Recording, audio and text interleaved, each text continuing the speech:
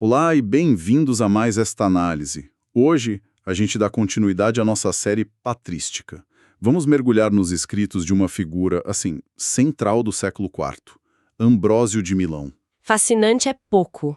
A gente está falando de um político de carreira, um governador romano que foi aclamado bispo pelo povo antes mesmo de ser batizado. Exato. A vida dele é um ponto de encontro, quase uma colisão entre o poder do Império Romano e a autoridade da Igreja que, estava começando a se firmar.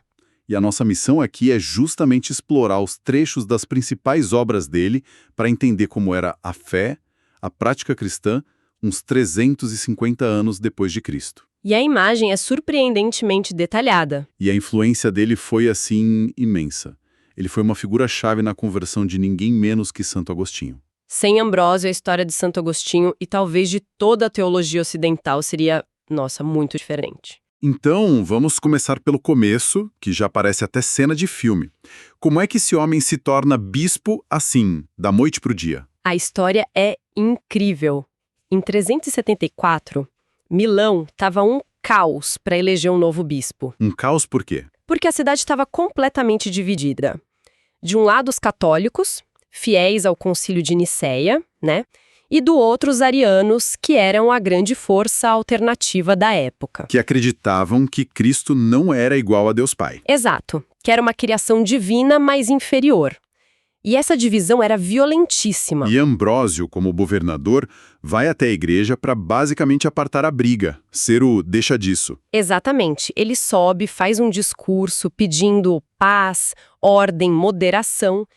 E, segundo a tradição, ele foi tão eloquente, impôs tanto respeito, Que aconteceu o inesperado. de repente, uma criança no meio da multidão grita: Ambrósio, bispo! E a multidão inteira, arianos e católicos, começa a repetir o grito. Nossa. Eles encontraram o único homem que os dois lados respeitavam. Peraí, mas tem um detalhe crucial. Ele não podia ser bispo. Não podia. Ele era um catecúmeno, ou seja, estava estudando para ser cristão, mas ainda não tinha sido batizado. E esse é o ponto mais incrível. Ele resistiu, disse que não era qualificado, tentou até fugir. Mas a aclamação foi tão forte que o próprio imperador validou a eleição. E aí? Em uma única semana, Ambrósio foi batizado, ordenado sacerdote e consagrado bispo de Milão. Uma carreira eclesiástica inteira em 7 dias. É inacreditável. Isso mostra a autoridade moral que ele já tinha, Com certeza. E o que ele fez depois? Continua vivendo como um nobre romano? Pelo contrário. Foi uma transformação radical. Ele doou suas terras à igreja, distribuiu a fortuna aos pobres e adotou uma vida ascética, de estudo profundo das escrituras. Ele mergulhou de cabeça. Totalmente. Ele sabia que tinha muito a aprender. E é esse Ambrósio, o estudioso e pastor, que Santo Agostinho encontra anos depois. E o retrato que Agostinho faz dele nas Confissões é muito vivo. Ele fala da admiração, mas tem um detalhe que sempre me chamou a atenção. Qual? Ele via Ambrósio lendo em silêncio e não ousava interrompê-lo. Parece banal hoje, mas não era, né? De forma alguma. A leitura no mundo antigo era quase sempre em voz alta. Era uma atividade comunitária. Uma performance. Isso. A leitura silenciosa, introspectiva como a de Ambrósio, era um sinal de uma mente muito disciplinada. Era uma nova forma de se relacionar com o texto. Agostinho ficou chocado, porque ele estava vendo o futuro da intelectualidade ali. Uau! Então temos esse intelectual, mas que também era um ex-político. Ele não tinha medo de usar sua autoridade. Nenhum medo, mesmo contra o imperador. O episódio com Teodósio. Exato. Após o massacre ordenado pelo imperador em Tessalônica, Ambrósio fez o impensável. Ele barrou Teodósio na porta da igreja de Milão. Ele proibiu o homem mais poderoso do mundo de entrar. E exigiu penitência pública pelo pecado dele. Mas enfrentar o imperador romano, isso não era basicamente uma sentença de morte naquela época. Era um risco altíssimo, mas ali a gente vê a mudança dos tempos. A autoridade moral da igreja, nas mãos de uma figura como Ambrósio, já conseguia se sobrepor ao poder temporal. E ele disse aquela frase famosa: O pecado só nos é tirado pelas lágrimas e pela penitência. E o mais incrível é que o imperador obedeceu, Fez a penitência pública. fez a penitência pública. Foi um marco na relação entre igreja e Estado. Ok, então temos esse homem de personalidade forte. Mas como ele, um ex-político que aprendeu teologia na marra, ensinava a fé para o povo? É aí que os textos dele se tornam essa janela fantástica. Em sua explicação do símbolo, ele está ensinando os catecúmenos sobre o credo. A profissão de fé. Isso. E ele usa a palavra símbolo no sentido original grego. Não é só algo que representa.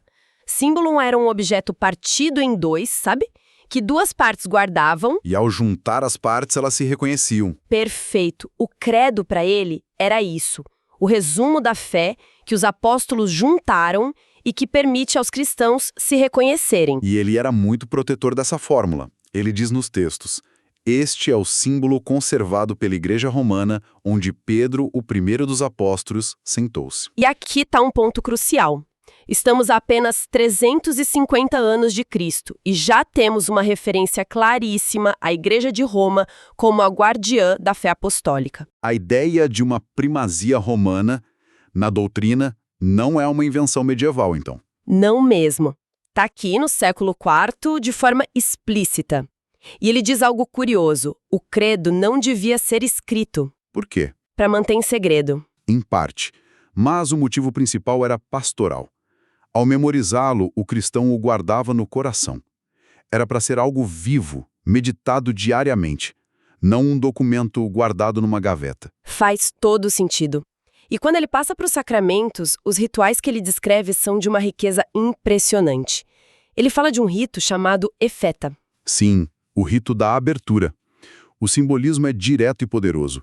O sacerdote tocava os ouvidos e as narinas do catecúmeno e dizia efeta, que significa abre-te. A mesma palavra que Jesus usa no Evangelho. Exatamente. O significado era claro. Seus sentidos estão agora abertos para ouvir a palavra de Deus e sentir o bom odor de Cristo. Cada gesto era uma teologia encenada. Adorei essa imagem. Teologia encenada. E ele também fala da unção com óleo comparando o cristão a um atleta de Cristo. Uma imagem muito forte para a cultura greco-romana. Os atletas se ungiam com óleo antes da luta. A unção pré-batismal para Ambrósio era isso, um fortalecimento espiritual para a luta contra o pecado. Você não entra na vida cristã despreparado. De jeito nenhum. Você é equipado para a batalha. E o batismo em si, ele menciona a tripla imersão? Sim, e ele explica o porquê. Cada imersão na água correspondia a uma confissão de fé em uma das pessoas da Trindade: Pai, Filho e Espírito Santo. Tinha um simbolismo mais profundo também, não é? Tinha. Ele dizia que a fonte batismal é uma sepultura. Ao mergulhar, você morre simbolicamente para o pecado. É sepultado com Cristo. Ao emergir, você ressuscita com ele para uma vida nova. Não era só lavar a sujeira, era morrer e nascer de novo. Exatamente. Isso é muito poderoso. Mas a parte sobre a Eucaristia, para mim, foi a mais direta de todas. Ele não deixa margem para interpretação simbólica, né? Nenhuma. Ambrósio é taxativo, cristalino. Para quem se pergunta quando a igreja começou a acreditar na presença real, a resposta de Ambrósio no século IV é: desde sempre. O que ele diz exatamente? Ele diz que o pão, após as palavras da consagração, deixa de ser o que era e se muda em outra coisa. E ele usa uma analogia poderosa. Qual? A palavra de Cristo, que pôde criar do nada o que não existia, não poderá mudar as coisas que existem naquilo que não eram. Ou seja, ele está usando o poder da criação do mundo como argumento. Exatamente. Se a palavra de Deus disse, faça-se a luz, e a luz foi feita, a palavra de Cristo, isto é o meu corpo, também realiza o que diz. Ele não está falando de um memorial simbólico. De forma alguma. Ele está articulando, com clareza, a doutrina da transubstanciação, séculos antes do termo ser formalizado. É o coração da fé católica sobre a Eucaristia. E ele até cita trechos da oração eucarística da época. E isso é o mais impressionante. Ele cita frases que são muito familiares para quem conhece a missa hoje. Ele fala de uma hóstia imaculada, hóstia espiritual, hóstia incruenta. É como ter uma gravação de áudio da liturgia de Milão em 380 d.C. É espantoso. A continuidade com a prática católica atual é impressionante. Isso nos leva a uma questão muito prática que ele também abordou. Se o batismo era essa porta de entrada, o que acontecia se alguém cometesse um pecado grave depois? Essa era a grande crise pastoral da época. E Ambrósio teve que lutar contra um grupo chamado de novacianos. Quem eram eles? Eram os rigoristas, os puritanos daquele tempo. Eles defendiam que quem havia negado a fé para salvar a vida ou cometido outros pecados gravíssimos não poderia ser perdoado. Quer dizer, se você caiu feio, estava fora para sempre. Exatamente. Para eles, a igreja era uma comunidade de santos puros, não um hospital de campanha para pecadores. Uma visão bem dura da fé. Muito. E aí que entra Ambrósio com unhas e dentes para defender a misericórdia.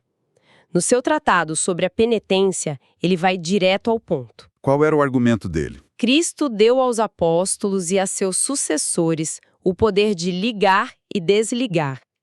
E ele não disse, vocês podem desligar tudo, exceto isso ou aquilo. Ele deu o poder de perdoar todos os pecados. Todos. Para Ambrósio, uma igreja que nega o perdão está, na prática, negando o próprio dom que Cristo lhe deu. E como isso funcionava na prática? Já existia algo como a confissão que a gente conhece hoje? Era um pouco diferente, mas a semente estava toda lá.